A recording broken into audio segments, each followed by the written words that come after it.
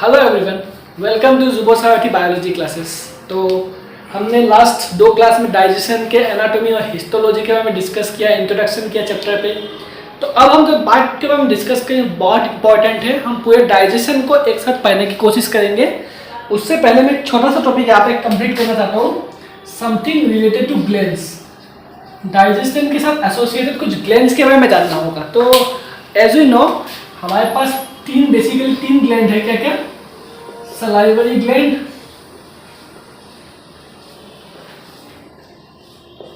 एक लीवर और एक पेनक्रियास। ठीक है, तो सलाइवरी ग्लैंड 3 पेयर्स होते हैं। नंबर में कितने? 3 पेयर्स।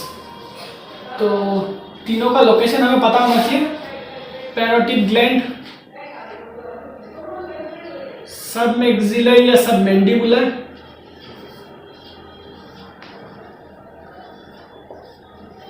और थर्ड वन है सबलिंगुअल।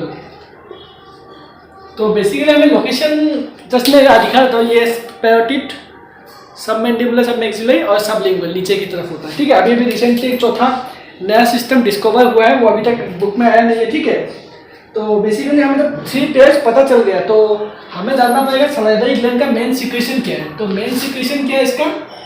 सलाइवा। क्या है? सलाइवा।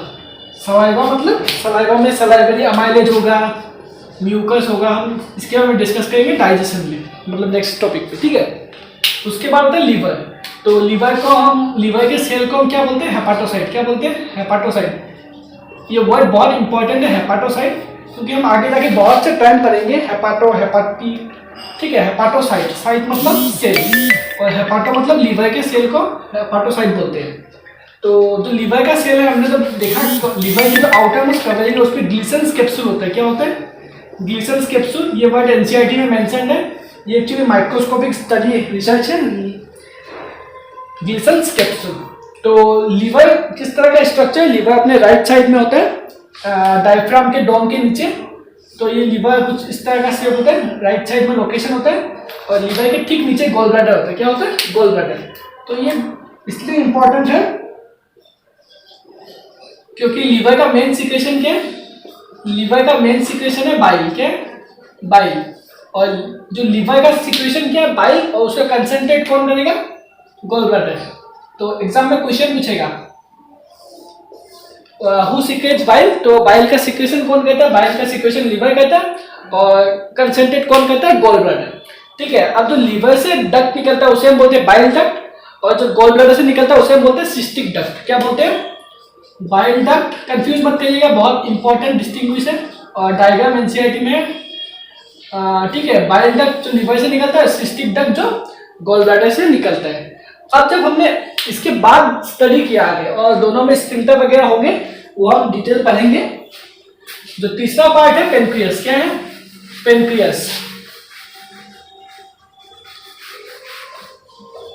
तो पेनक्रियास बेसिकली क्या है? एक ये जो डायफ्राम ड्यूडेनम जो था ना, ड्यूडेनम, उसके आर्म के अंदर एक ऑर्गन होता है जिसे हम बोलते हैं पेनक्रियास। क्या बोलते हैं?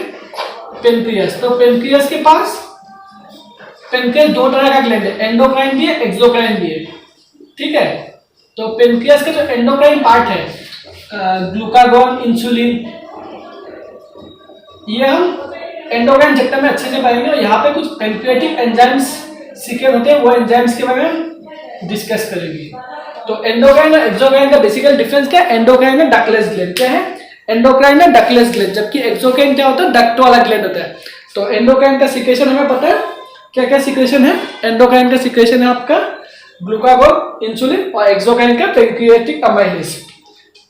ठीक है, अब जो बाइल जो हेपाटिक सेल से आया तो बाइल डक्ट बना, और बाइल डक्ट जब गोल ब्लैडर के डक्ट, सिस्टिक डक्ट से मिला, तो उसे हम क्या बोलते हैं? उसे हम बोलते हैं कॉमन बाइल डक्ट। क्या बोलते हैं? Common bile duct. ठीक है, कॉमन बाइल डक्ट जब पेनक्रियास में आएगा तो उसमें उसे हम बोलते हैं हेपाटोपेनक्रियाटिक डक्ट। क्या बोलते हैं? हेपाटोपेनक्रियाटिक डक्ट। तो यहाँ पे जो ये जो लीवर था, लीवर, गोल ब्लैडर, यहाँ से जो डक्ट ये यहाँ तक आया, तो यहाँ तक जब आया तो ये जो यहाँ पर जो डक्ट खुलेगा, मतलब पेनक्रियास के आसपास, उस डक्ट को बोलते हैं, उस डक्ट पे एक स्फिंक्टर होता है। क्या होता है? स्फिंक्टर।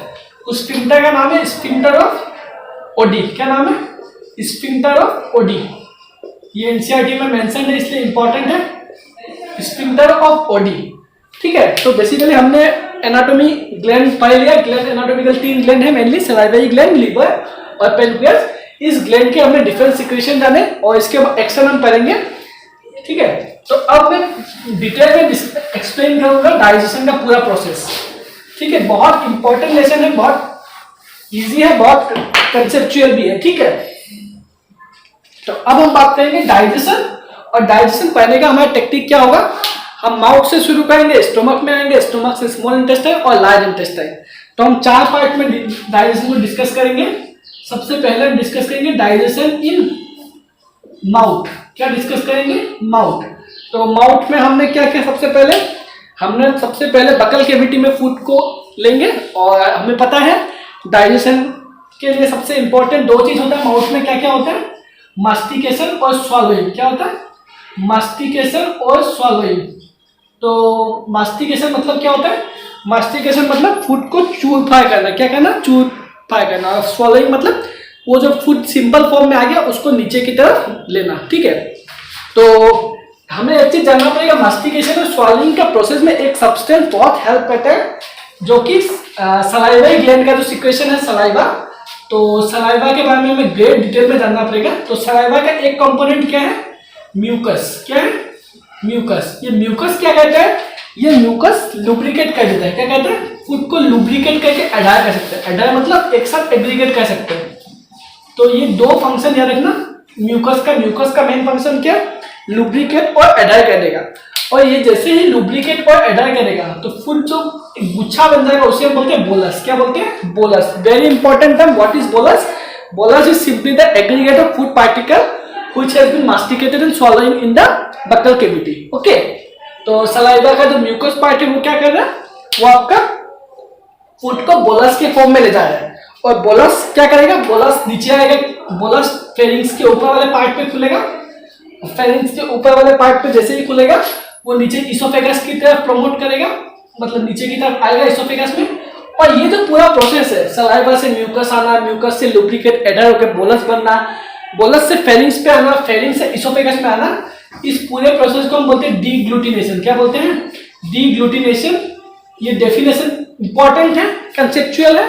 हमने क्या बोला, मास्टिकेशन और स्वॉलोइंग हुआ, वहां पर पैराइटिक ग्लैंड के सिक्रेशन से सलाइवरी ग्लैंड से सलाइवा आया। तो सलाइवा क्या करता है, सलाइवा का एक कंपोनेंट म्यूकस है और म्यूकस क्या करेगा, फूड पार्टिकल को लुब्रिकेट करेगा और एडर करेगा।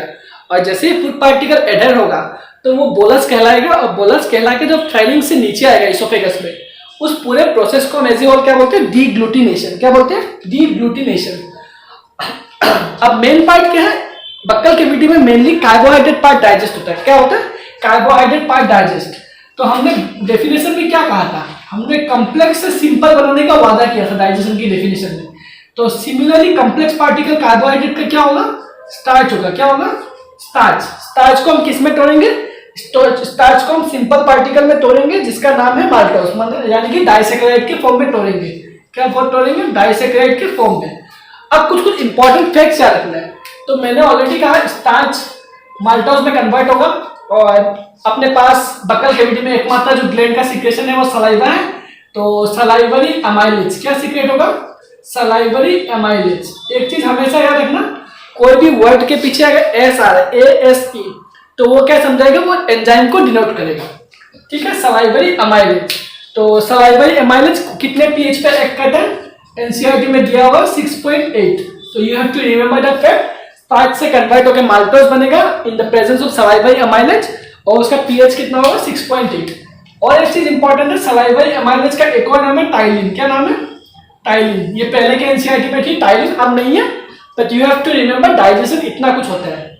कॉम्प्लेक्स में क्या पार्ट टूटा, अभी खाली कार्बोहाइड्रेट पार्ट टूटा। स्टार्च से माल्टोस बना, माल्टोस एक डाइसैकेराइड होता है इन the presence of salivary amylase which requires a pH of 6.8। ठीक है, अब जैसे ही फूड ये इसोफेगस डिग्लूटिनेशन के डेफिनेशन के अंदर जब फूड नीचे आया इसोफेगस, तो एक प्रॉपर्टीज हो कहता है पेरिस्टाल्सिस बोल के। क्या कहते हैं, पेरिस्टाल्सिस। पेरिस्टाल्सिस कोई घबराने वाला बात नहीं है। पेरिस्टाल्सिस क्या होता है, मस्कुलर मूवमेंट होता है। जैसे कि हम कोई भी पाइप को जब स्क्वीज करते हैं स्ट्रो को, तो हवा आगे से आगे मूव करते हैं। सिमिलरली पेरिस्टाल्सिस में भी क्या होता है, ये अगर इसोफेगस का अपन लाइनिंग ले रहे तो इस तरह का मूवमेंट होगा आगे से आगे, तो फूड पार्टिकल क्या होगा, आगे से आगे प्रमोट करेगा अपने आप को।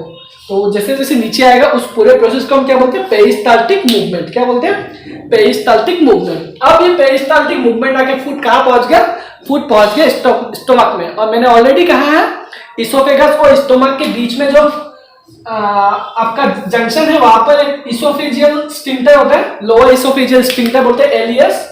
तो वो इंपॉर्टेंट है, ठीक है, लोअर इसोफेजियल स्फिंक्टर। उसके बाद फूड कहाँ आएगा, स्टोमक में। अब हम बात करेंगे डाइजेशन स्टोमक में कैसे होता है। आई होप सो आप सभी का यहाँ तक क्लियर है, ठीक है। बेसिकली इस पार्ट में क्वेश्चन सलाइवा अमाइलेज के बारे में पूछ लेता है, बोलस या डिग्लूटिनेशन का डेफिनेशन पूछ लेते हैं, ठीक है। अब हम बात करेंगे डाइजेशन इन स्टोमक, ठीक है।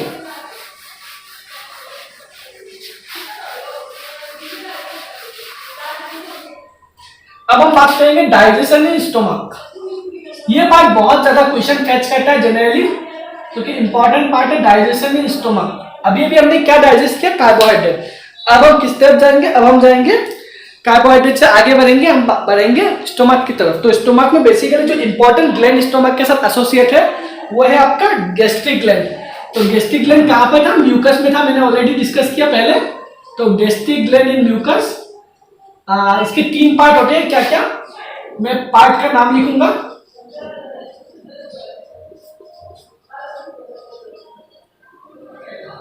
पार्ट, इसमें 3 पार्ट होते हैं, म्यूकस, नेक सेल, चीफ सेल और पेप्टिक सेल, ठीक है।